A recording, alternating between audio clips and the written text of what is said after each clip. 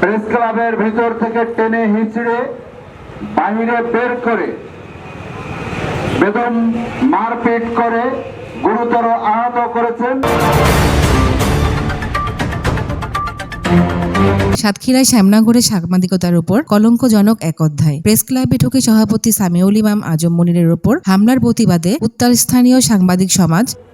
বিভিন্ন দুষ্কৃতিকারী সন্ত্রাসীরা শ্যামনগর উপজেলা প্রেস ক্লাবে প্রবেশ করে সম্মানিত সভাপতির উপরে অতর্কিত হামলা করে রক্তাক্ত জখম করে।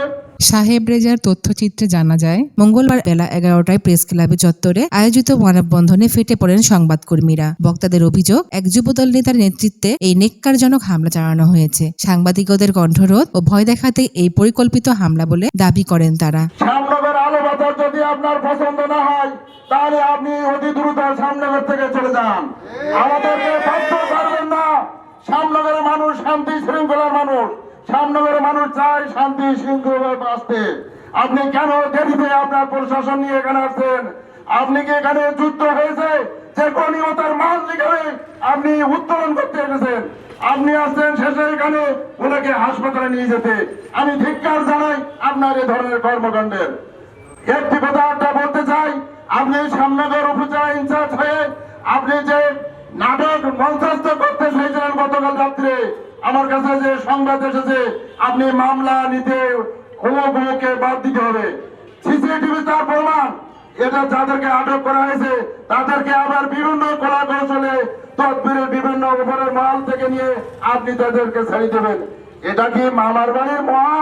মানববন্ধনে একাত্মতা প্রকাশ করেন উপজেলার সকল সাংবাদিক সংগঠনের নেতৃবৃন্দ। বক্তারা হুঁশিয়ারি দিয়ে বলেন, হামলাকারীদের অবিলম্বে গ্রেপ্তার ও দৃষ্টান্তমূলক শাস্তি না হলে জেলা জুড়ে বৃহত্তর আন্দোলন গড়ে তোলা হবে। দোষীরা গ্রেপ্তার না হওয়া পর্যন্ত রাজপথ ছাড়বেন না তারা। 24 ঘন্টা সময় দিচ্ছি, এই 24 ঘন্টার ভিতরে যে মামলা হয়েছে, মামলা রেকর্ড হয়েছে, এই আসামিদেরকে, প্রধান আসামি সহ যে সমস্ত আসামি হয়েছে সুনির্দিষ্ট যথাযথ তদন্ত সাপেক্ষে সিসিটিভির মাধ্যমে তাদেরকে আইনের আওতায় নিয়ে গ্রেফতার করে আপনার সেই অবস্থান থেকে পরিষ্কার করবেন যে না, আমি সত্যি নিরপেক্ষ আছি।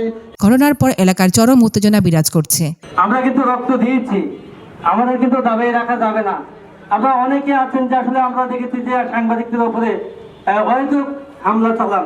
এখন সবার প্রশ্ন, প্রশাসন কি পারবে দোষীদের দ্রুত আইনের আওতায় এনে গণমাধ্যমে নিরাপত্তা নিশ্চিত করতে? সাংবাদিকের মহল থেকে আমরা কিন্তু এর থেকে বড় বড় কর্মসূচি দিতে বাধ্য থাকবো। ধন্যবাদ সকলকে। Dalia Parvin, inter TV.